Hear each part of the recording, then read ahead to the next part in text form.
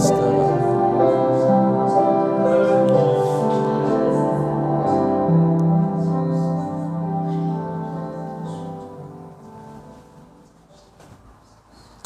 참 좋으신 주님, 이번 한 주도 잘 마감할 수 있도록 한날 한날을 지켜주시니 감사합니다.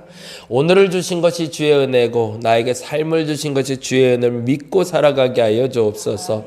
오늘을 사는 게 은혜입니다. 오늘 내가 살아있음이 은혜며 만날 수 있음이 은혜며 기도할 수 있음이 은혜며 간구할 수 있음이 이미 은혜입니다. 하나님, 그 보답으로 내게 응답이라는 걸 허락하실 줄 믿사오니 하나님, 내게 주어진 모든 것이 은혜임을 인정하는 저들 되게 하여 주옵소서.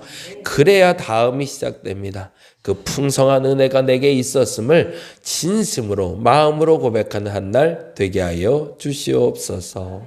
오늘은 주일학교 전도를 나갑니다. 초등학교 앞으로 나가 우리 아이들을 만납니다. 그 심령에 복음을 전할 수 있는 소중한 통로 열리게 하여 주옵시고, 내일은 10시에 또 예배 드리고 11시부터 3시까지 아이들이 마음껏 뛰놀 수 있는 놀이터 준비합니다. 하나님 축복하시고 이 교회에서 하는 이 일이 하나님 마음에 합하면 하나님 마음껏 축복하시사 사람을 채우시고 인력을 채우시고 그 마음에 복음이 온전히 심겨지게 하여 주시옵소서. 오늘도 수고하고 애쓸 저들에게 함께 하시길 간절히 바라며 고마우신 예수님 이름으로 기도드렸습니다. 아멘, 아멘. 사도행전 19장 말씀 같이 봅니다. 19장 10절에서 13절 오늘은 함께 보겠습니다.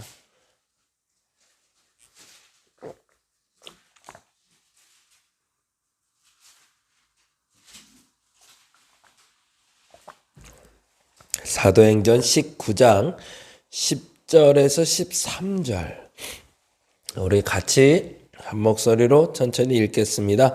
2해 동안 이같이 하니 아시아에 사는 자는 유대인이나 헬라인이나 다 주의 말씀을 듣더라. 하나님이 바울의 손으로 놀라운 능력을 행하게 하시니 심지어 사람들이 바울의 몸에서 손수건이나 앞치마를 가져다가 병든 사람에게 얹으면 그 병이 떠나고 악귀도 나가더라. 이에 돌아다니며 마술하는 어떤 유대인들이 시험삼아 악귀 들린 자들에게 주 예수의 이름을 불러 말하되 내가 바울이 전파하는 예수를 의지하여 너희에게 명하노라 하더라. 아멘. 드디어 짝퉁이 만들어지는 시기가 됐어요. 저와 여러분이 그런 시기를 만났으면 좋겠습니다. 내가 잘하면, 내가 온전하면 나를 따라하는 사람들이 생겨요. 아직도 내가 뭔가를 하고 있는데 내가 하는 일을 누군가 따라하고 싶지 않다면 아직 난 진짜가 아니에요. 요 말을 잘 한번 생각해 보세요. 그리스도인들이 신앙의 본이 된다라는 표현을 써요. 신앙의 본이 된다는 건 내가 무엇을 잘했다로 끝나는 게 아니에요. 성경 열심히 봤어, 기도했어, 전도 잘해, 교제 잘해, 아니면 헌금 잘해. 그건 아무 소용없어요, 사실. 그건 나 혼자 잘하는 거고요. 그게 본이 됐다라는 얘기는 그걸 보고 누군가 자꾸 따라하기 시작하는 거예요. 어우, 저렇게 하고 싶어. 저렇게 기도하고 싶어. 저렇게 말해보고 싶어. 저렇게 설교하고 싶어. 저렇게 교회 만들고 싶어. 저런 직장생활 하고 싶어. 저런 돈 벌어보고 싶어. 이런 얘기가 나오게 될 때 내가 진짜가 된 거예요. 그건 다른 말로 하면 나의 하나님이 나를 이끌어가는 걸 아는 사람이 되는 겁니다. 근데 본인은 잘 모를 때가 있어요. 때때로 본인이 열심을 내서 수고하고 애썼는데 그 모습을 본인은 몰라요. 내가 얼마나 성장했는지. 근데 어느 날 뒤돌아보면 누군가 자꾸 나를 따라하는 사람이 생기면 이제 내가 본이 되는 사람이 된 거고 나의 하나님 만난 거고 나의 믿음이 세워진 거고 그래서 이제는 주의 일을 할 준비가 된 겁니다. 저와 여러분에게 그 믿음의 과정까지 나갈 수 있기를 간절히 바랍니다. 저는 그 말을 어른이라는 단어를 써요. 우리 교회가 그랬으면 좋겠어요. 그래서 우리 교회에서 신앙생활 하시는 모든 분들이, 권사님들이, 집사님들이 저 권사님처럼 되고 싶어라는 말을 꼭 들을 수 있기를 간절히 바랍니다. 저 집사님처럼 살아보고 싶어, 저 사람처럼 한번 살아보면 소원 없겠다라는 말을 들어야 진짜라는 겁니다. 이 얘기에 대해서 곡해하지 마시고 다시 한번 되새김하셔서 이게 내 목표치야. 지금 안 된다고 너무 서운해할 거 아니고 내 목표치는 여기 있어 라고 생각하시고 쫓아오시기 바랍니다. 오늘 본문에 보니 사도 바울에게 놀라운 일이 벌어졌어요. 그 놀라운 일이 뭐냐면 11절에 보니 이렇게 돼 있잖아요. 하나님이 바울의 손으로 놀라운 능력을 행하게 하셨대요. 여기서 중요한 게 11절의 첫 번째 단어입니다. 하나님이라는 단어죠. 거기다가 줄 쳐놓고 별표까지 꼭 해놓으시기 바랍니다. 이거 놓치면 바라고 원하긴 하지만 그대로 살 수 없어요. 사도 바울이 이 과정까지 오는 데 있어서 시간이 얼마나 걸렸을까를 잠깐 좀 말씀드릴게요. 요쯤에서 우리가 좀 점검하고 가야 되는 게 18장 22절이에요. 18장 22절 잠깐 볼까요? 이 단어가 여러분에게 중요해서 꼭 점검해드리고 넘어갔으면 좋겠는데 18장 22절 읽어봅니다. 가이사랴에 상륙하여 올라가 교회의 안부를 물은 후에 안디옥으로 내려가서 거기 안디옥에 줄쳐놓을게요. 이 단어는 꼭 정리를 해놓으세요. 왜냐면요. 사도 바울이 3차에 걸쳐서 선교여행 간 것을 성경에서는 기록해요. 4차, 5차까지 갔다는 얘기도 있습니다. 근데 성경의 기록은 3차까지 그리고 로마로 가는 걸로 끝이 나는 걸로 돼 있는데 이 3차라는 기준은 뭐냐면 출발점이 있고 도착점이 있다는 거잖아요. 한 번 갔다 왔다는 거잖아요. 한 번 갔다 왔다, 한 번 갔다 왔다, 한 번 갔다 왔다. 그러면 출발하는 데는 어딜까? 그 출발하는 데가 안디옥이에요.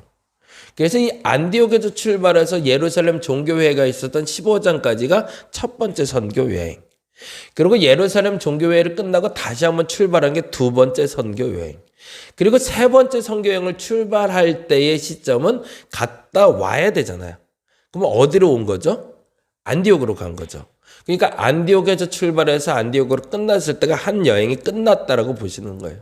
그래서 1차, 2차. 2차는 예루살렘 이후에 어디까지? 18장 22절까지. 그래서 18장 22절에 가이사랴에 상륙하여 올라가 교회의 안부를 물은 후에 안디옥에 내려가서 라고 돼 있잖아요. 그건 무슨 말이에요? 2차 선교여행이 끝났다라는 뜻이에요. 그리고 이제 3차 출발한다라는 겁니다. 그 옆에다 대략 이렇게만 좀 적어 놓으시죠. 1차, 2차, 3차 간단하게 기간만 알려드릴게요. 기간은 2년 정도가 걸렸고요. 1차는 13장 1절에서 14장 28절까지가 돼요. 키로수는 2240km. 엄청나죠? 2000km. 어마어마한 거리예요. 서울, 부산 왕복은 400, 그만 5배 정도. 거리를 2년 동안 다닌 겁니다. 대단하죠. 그리고 2차 선교여행은 49년부터 52년까지가 되고 약 3년 정도가 됩니다. 15장 3절에서 지금 말씀드린 18장 22절까지가 돼요. 15장 3절은 아까 말한 예루살렘 종교회의죠. 18장 22절부터 기간은 3년이지만 거리는 2배로 늘어요. 4,500에서 한 5,600까지도 봅니다. 그러니까 약 5,000km 정도를 다녔대. 그러면 10배죠. 서울에서 부산까지 걸어서 10배, 배 타고 걸어서 그렇게 다녔다는 얘기입니다.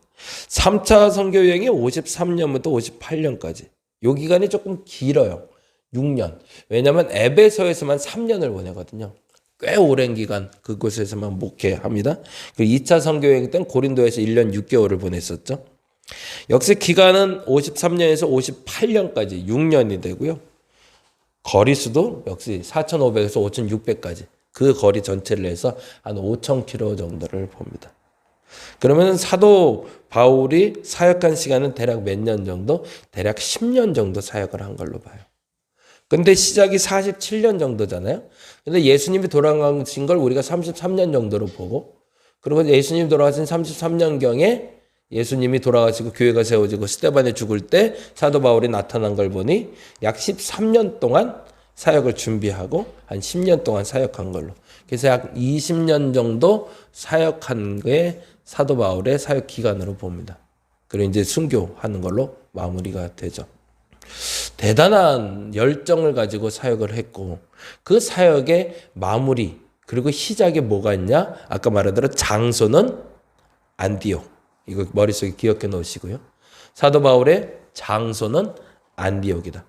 안디옥에서 출발, 안디옥에서 마무리, 안디옥에서 출발, 안디옥에서 마무리, 안디옥에서 출발, 안디옥에서 마무리한 게 3차 선교여행 끝이다. 그런데 중요한 건 장소는 안디옥이지만 그 시작과 마지막은 누구였다? 하나님이었다는 거죠. 이걸 놓쳐버리면 사도 바울을 베끼는 가짜는 만들어질 수 있지만 진짜를 만들지 못한다는 겁니다. 다시 한번 말씀드려요. 사역하는 데 있어서 제일 중요한 건 어떤 도구를 사용하냐도 물론 중요합니다. 그래서 회당마다 들어가서 유대인들에게 복음을 전하고 회당마다 들어가서 예수를 전하고 핍박당하고 나오고 핍박당하고 나오고 그러면서 그의 말씀을 전하며 생업을 같이 하고 있죠. 그런데 중요한 건 이 도구가 중요한 것이 아니라 이걸 움직여가는 운영체가 누구냐인 거죠. 그게 하나님이라고 바울은 고백하고 있고 누가는 사도행전에 이 바울을 만든 건 하나님이라고 고백하는 거죠. 그리고 이 바울을 통해서 하나님이 어떤 일을 행하셨는지의 기록이 절정에 오르는 게 오늘 본문 장면이 됩니다. 바울의 사역에 대해서는 지금 오늘 읽는 이 본문이 최고 절정이에요. 점점 성숙한 거죠. 점점 성수. 근데 앞서 말씀드린 대로 사도 바울을 따르는 사람은 됐지만 본받는 사람이 나오기 시작하는 게 이때쯤이에요. 뭐라면 베끼는 사람들. 한번 볼게요. 이제 19장으로 가봅니다. 19장 11절 같이 읽어봅니다. 하나님이 바울의 손으로 놀라운 능력을 행하게 하시니. 그러니까 주체는 누구였다? 하나님이죠. 하나님이 하신 거지 바울이 한 거 아니에요. 근데 바울을 도구로 사용해서 능력이 나타나게 하셨대요. 그런데 12절 심지어 사람들이 바울의 몸에서 손수건이나 앞치마를 가져다가 병든 사람에게 얹으면 그 병이 떠나가고 악귀도 나가다. 어마어마한 능력이 나타나기 시작하는 거죠. 그런데 그 다음에 중요하죠. 13절 이에 돌아다니며 마술하는 어떤 유대인들이 거기다 줄쳐넣죠. 이에 돌아다니며 마술하는 어떤 유대인들이 그 다음에 뭐라고 돼 있어요? 시험 삼아 아끼는 자들에게 주 예수의 이름을 불러 말하되 내가 바울이 전파하는 예수를 의지하여 너희에게 명하노라 하더라. 그 다음에 어떻게 됐을까요? 읽어볼까요? 14절 유대인의 한 제사장 스게와의 일곱 아들도 이 일을 행하되 그러면 이 일은 뭐라는 거예요? 사도 바울을 베껴서 짝퉁이 만들어졌다는 얘기죠. 그러면서 자기가 예수를 믿지도 않으면서 예수 이름으로 마귀야 나가라 나가라 그렇게 얘기했다는 거죠. 그렇죠? 그러면 뭐예요? 이게 묘한 차이점이에요. 내가 예수의 도구가 되는 게 아니라 예수를 나의 도구로 삼은 거죠. 그렇죠? 그 차이가 되는 거죠. 바울은 하나님의 도구가 돼서 역사가 나타났던 거잖아요. 근데 그거를 잘못 이해한 거죠. 그리고 예수를 자기의 도구로 삼아 예수의 이름으로 악귀를 내쫓아 보려고 했던 게 스게와의 일곱 아들들이라는 겁니다. 그러고 나서 어떤 일이 벌어져요? 15절 같이 읽어봅니다. 악귀가 대답하여 이르되 뭐래돼요? 내가 예수도 알고 바울도 알거니와 너희는 누구냐 하면 참 멋있죠. 귀신도 알더라는 거예요. 예수가 누군지 바울이 누군지. 진짜가 됐다는 얘기죠. 이게 진짜죠. 하나님만 나를 인정하는 것이 아니라 사단도 악귀도 나를 알아요. 저거 진짜인지. 그게 진짜라는 거죠. 그리고 나서 이렇게 얘기합니다. 16절 악귀 들린 사람이 그들에게 뛰어올라 눌러 이기니 그들이 상하여 벗은 몸으로 그 집에서 도망하는지라. 오늘 한날 저와 여러분의 믿음의 고백과 그리고 결단이 여기에 있기를 간절히 바랍니다. 하나님 짝퉁되지 말고 진짜 되게 해달라고. 짝퉁되지 않고 진짜 된다는 건 뭐라고요? 앞서 말씀드린 대로 누군가 나를 따르고 싶은 거예요. 누군가 본받고 싶어요. 따라하고 싶어요. 그런 신앙생활의 표본이 되어주시기 바랍니다. 근데 그 기준은 뭐다? 하나님이 나의 도구가 아니라 내가 하나님의 도구가 되는 것이 시작입니다. 하나님이 마음껏 쓰실 수 있는 준비가 될 수 있는 분들 되시기 바랍니다. 그래서 하나님이 쓰시기에 부합한 사람이 돼서 사도 바울과 같은 역사 나타낼 수 있는 저와 여러분 되시기를 간절히 바랍니다. 기도하겠습니다. 마음껏 일하고 싶습니다. 그러기 위해서 준비합니다. 사도 바울처럼 되고 싶습니다. 그래서 준비합니다. 사도 바울은 준비 기간만 10여 년이었고 사역 기간이 10여 년이었습니다. 그런데 사도 바울과 같은 사람도 10년을 준비했는데 내가 1, 2년 준비해 놓고 주의를 하겠다고 까불지 않게 하여 주옵시고 하나님 앞에 순수하게 열정을 가지고 최선을 다해 준비해서 진짜로 살아가게 하여 주옵소서. 그 어느 날 돌아봤을 때 저 권사님처럼 살고 싶다. 저 권사님 본받고 싶다. 저 집사님처럼 살고 싶다. 라는 말을 들을 수 있는 내가 되게 하여 주옵소서. 그게 진짜가 되는 겁니다. 그 진짜의 삶, 내 삶에 시작되게 하시고 그래서 하나님이 나의 도구가 아니라 내가 하나님의 도구가 된 삶 멋지게 한번 살아보는 저들 되게 하여 주시옵소서. 감사합니다. 고마우신 예수님 이름으로 기도드렸습니다. 다 같이 기도하고 돌아가겠습니다.